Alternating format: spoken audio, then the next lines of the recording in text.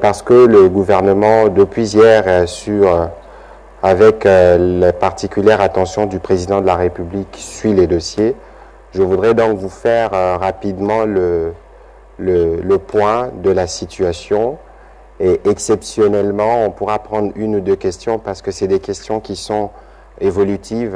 Depuis hier, nous sommes branchés sur le sujet et nous aurons de manière régulière des occasions de revenir.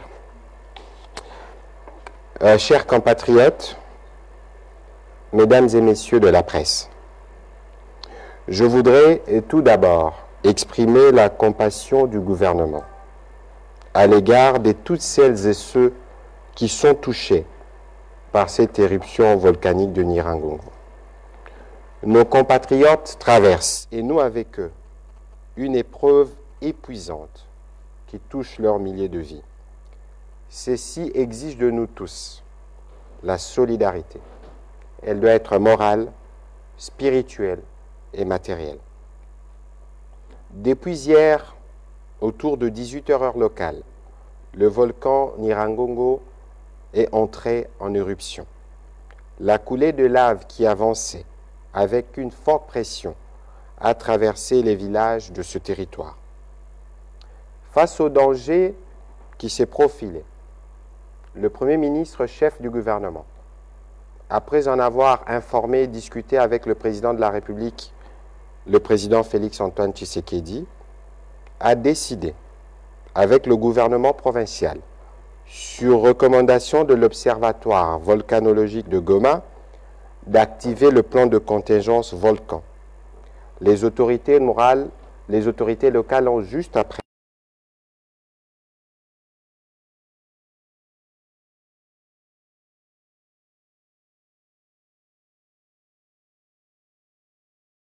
la vie des populations. Deux itinéraires ont été suivis.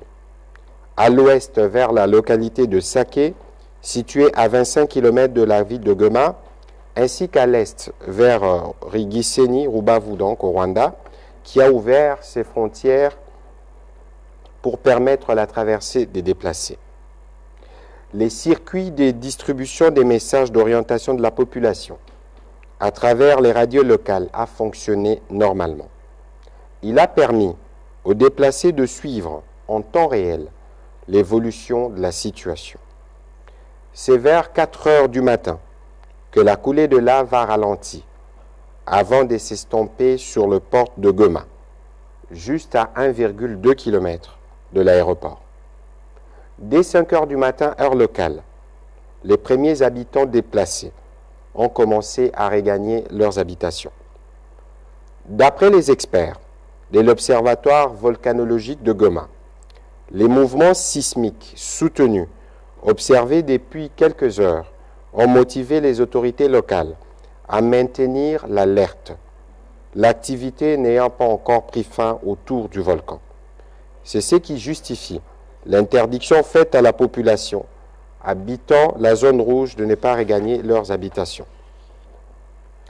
Les bilans provisoires fait état d'à peu près 15 morts, dont 9 de suite d'un accident de circulation lorsque nos populations étaient en cours d'évacuation vers Saké, 4 prisonniers qui ont tenté d'échapper à la prison de Munzenze ont été rattrapés et ça s'est terminé par la mort de 4, et 2 autres personnes calcinées ce matin. Juste avant de commencer cette conférence, nous avions appris qu'une dame qui venait d'accoucher de 2 jumeaux a perdu ses 2 nourrissons. À côté de ces bilans humains, plusieurs blessés ont aussi été dénombrés. 17 villages, dont Bouéné, Katoi et Majengo, ont été touchés par cette coulée de lave, détruisant à son passage des habitations et des infrastructures. 3 structures de santé, une école primaire, un abattoir, des canalisations d'eau ont été également affectées. Bien plus, il a été signalé que la route de Rutshuru a été endommagée, avec comme conséquence la coupure de Goma de son grenier en denrées alimentaires. Plusieurs maisons ont été consumées et englouties par les laves dans les quartiers de Butare et de Bouéné. Beaucoup de pertes de biens et des marchandises pour le petit commerce dans plusieurs quartiers. Quelques actes de pillage ont été également signalés. Ligne électrique de la Société congolaise de distribution d'eau et d'électricité, principale source d'électricité de Goma, coupée. Face aux défis à relever, qui sont principalement d'ordre humanitaire, le gouvernement, réuni 2 fois en 24 heures, a décidé de dépêcher dans l'immédiat une délégation gouvernementale pour apporter un appui aux autorités provinciales et de faire ensemble avec elles une évaluation globale pour une action plus énergique. Depuis hier dans la soirée, le gouvernement de la République, comme le président de la République, suivent de manière étroite l'évolution de la situation avec les autorités provinciales, notamment le gouverneur militaire et surtout les directeurs de l'Observatoire volcanologique de Goma, parce que sur cette question, il faut écouter les scientifiques. Nous sommes donc, nous, gouvernement central et gouvernement provincial, dans un travail complémentaire. C'est ainsi que je voudrais rappeler les mesures urgentes qui ont été annoncées cet après-midi par le gouverneur militaire, le lieutenant-général Constant Ndima, à savoir 1. L'ordre donné à l'Observatoire volcanologique de Goma de poursuivre avec la surveillance de coulées de lave afin d'en apprécier la vitesse, la distance, la direction et l'étendue couverte. 2. La déclaration d'alerte en transmettant l'information au niveau central et à son collègue gouverneur de la province de l'Ouest de la République du Rwanda. 3. L'autorisation d'évacuation de la population de la zone rouge vers les zones sécurisées, en commençant par les personnes les plus vulnérables. 4. L'ordre donné à la coordination provinciale de la protection civile d'orienter la population en fonction du plan de circonstances et du plan d'évacuation en vigueur. 5. L'ordre donné aux forces armées de la République démocratique du Congo et à la police nationale congolaise d'assurer la sécurité dans la ville de Goma et dans les voies d'évacuation afin d'éviter des cas de vol, de barbarie et d'infiltration pendant cette évacuation. Dès ce lundi 24 mai 2021, la priorité conjointe gouvernement central, gouvernement provincial se fera selon le 5 axes ci-après. 1. L'évaluation de la situation humanitaire dans les hôpitaux qui ont envoyé et reçu des malades. 2.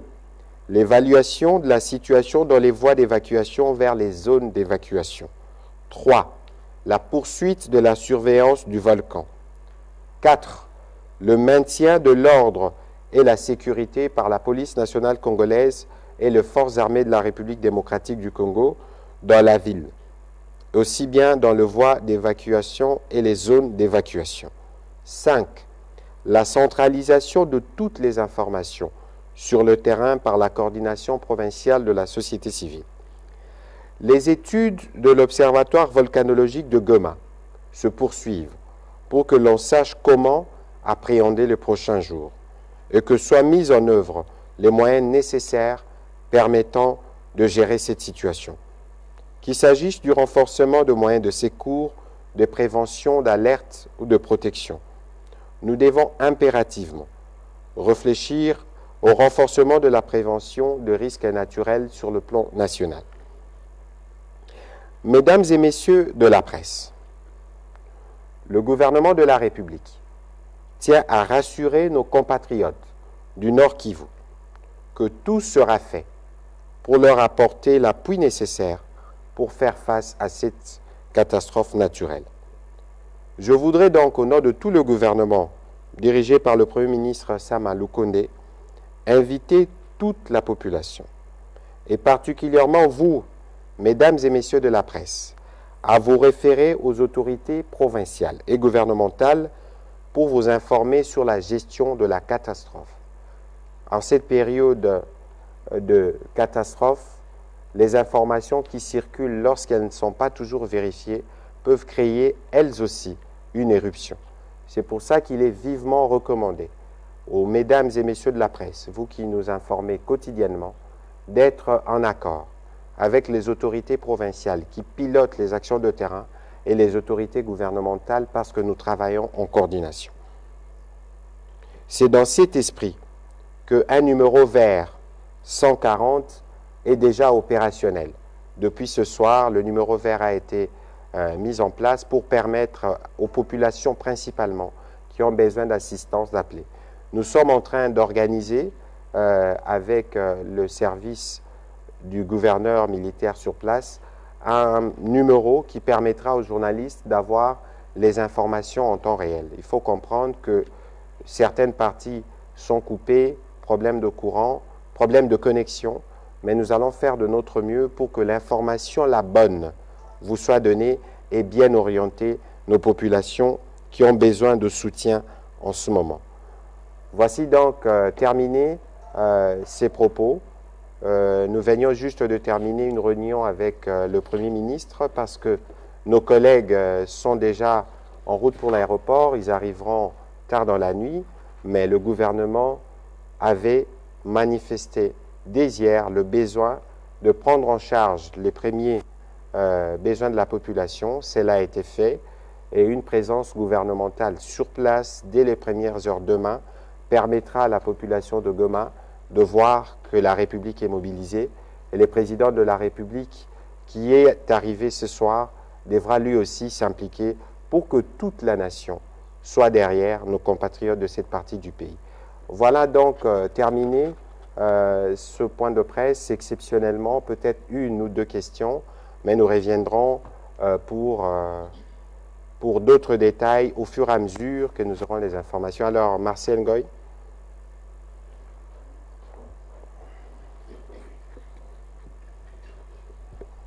Excellence. Allô? Excellence, Monsieur le Ministre, merci de nous avoir offert cette opportunité.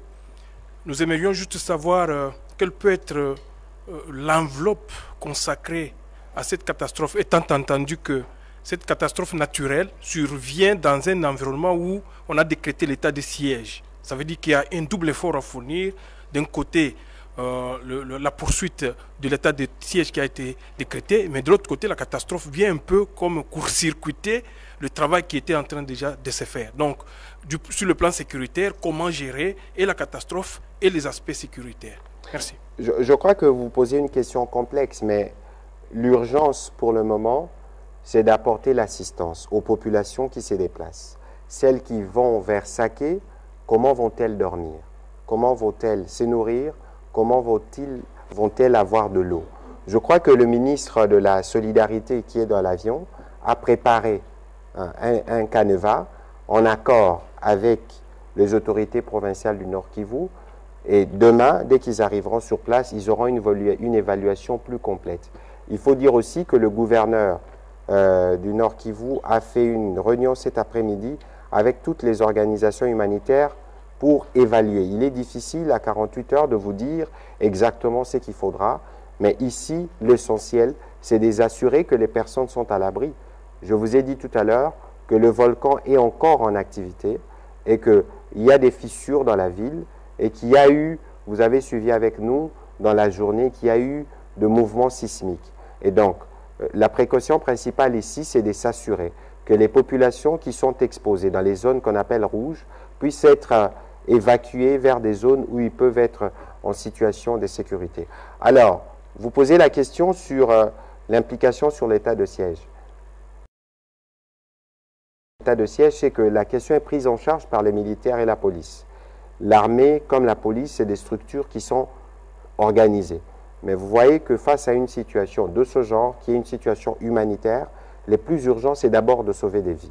Et donc, pour l'instant, le focus sera de gérer dans les premiers jours les conséquences de cette catastrophe et que pour l'état de siège, les dispositifs, bien évidemment, continuera en place. C'est pour ça que nous appelons la population à être vigilante et à accompagner et à suivre, vraiment, nous insistons, les directives qui sont données par les autorités provinciales. Rachel Kitita. Merci beaucoup, Monsieur le Ministre, pour la parole. Deux petites préoccupations. Si vous pouvez nous dire exactement quels sont ces membres du gouvernement qui font partie de cette délégation qui va à Goma, et sur place, sa mission consistera à faire quoi exactement sur place? La deuxième question, vous avez parlé des informations à puiser à la source. La radio-télévision nationale congolaise en première ligne pour informer toute la République démocratique du Congo et l'extérieur du pays. Est-ce que vous avez pris des dispositions pour que finalement la RTNC informe en temps réel? On a salué la promptitude avec laquelle vous informez l'opinion, mais vous n'allez pas vous substituer, vous, à la RTNC, qui est un média public appelé à offrir des informations vraies, vérifiées, certifiées à l'opinion nationale et internationale. Mécanisme mis en place pour que finalement la RTNC soit interactive. Aujourd'hui, on sait que avec les nouveaux médias, les réseaux sociaux et consorts, l'information va très vite. On a décrié sur les réseaux sociaux, je ne veux pas revenir sur les critiques à l'endroit de la RTNC, mais est-ce que vous êtes mis en accord avec la direction de la RTNC pour qu'elle informe à temps réel l'opinion nationale? Alors, votre première question, il y a le ministre, bien évidemment, de la Solidarité, Mutinga, le ministre de la Recherche scientifique, parce qu'ici, il y a une grosse part. Tout ce que nous ferons dépendra de ce que les spécialistes nous diront. Le ministre de la Recherche scientifique, les ministres originaires du terroir, parce qu'il est question, au-delà de la visite qui va évaluer les besoins, mais c'est aussi une visite de solidarité. Donc, en dehors du ministre-là, le ministre de la Défense, de la Santé, il y a une bonne brochette de ministres et il n'est pas exclu qu'une autre délégation puisse s'y rendre dans le prochain jour, parce que la question de Goma est une préoccupation principale du gouvernement. C'est d'ailleurs pour ça qu'en 24 heures, on s'est réunis 2 fois sous la présidence du Premier ministre pour que toutes les dispositions puissent être prises. Alors, en parlant de l'information publique, vous avez parlé de la RTNC. Moi, comme vous, hier, nous avons suivi et nous avons été sous le choc de voir que le média public n'a pas donné l'espace qu'il fallait à ce qui se passait à Goma. Nous allons tirer les conséquences qui s'imposent, parce que même si le journaliste fonctionne de manière indépendante, mais il est important qu'en de moments comme ceux-ci, que l'on tienne compte de ce contexte. Et sur ces questions, nous serons très fermes dès demain pour que ce qui concerne la survie de nos compatriotes vienne au-dessus de tout. Je l'ai dit lorsque nous présentions nos programmes, nos idées, que la RTNC devra être modernisée. Parce qu'aujourd'hui, informer, ce n'est plus seulement la radio et la télévision. Nous nous informons plus sur les réseaux sociaux, Twitter. Il est question qu'on arrive, notre média public, sur le créneau de l'évolution des nouvelles technologies aux côtés des médias. Et donc, ce matin, j'ai commencé ma journée ici à 8 h du matin parce qu'il était important que les populations qui sont dans les autres provinces du pays comprennent que le gouvernement suit la question de près pour les informer. Et donc, de manière étroite, avec la direction générale du média public, nous allons travailler pour que la chaîne nationale soit la première à toute heure qui sera en mesure de communiquer et de bien communiquer. Ici, je m'adresse aussi aux journalistes de la RTNC qui sont professionnels. Il faut que dès demain, que l'on sente qu'ils sont professionnels et qui peuvent faire le travail pour lequel la République se mobilise pour eux. Voilà, mesdames et messieurs, c'est par ici que nous terminons cette communication. Nous comptons sur vous pour le relais des bonnes informations et nous espérons vous retrouver très bientôt pour un autre briefing. Je vous remercie.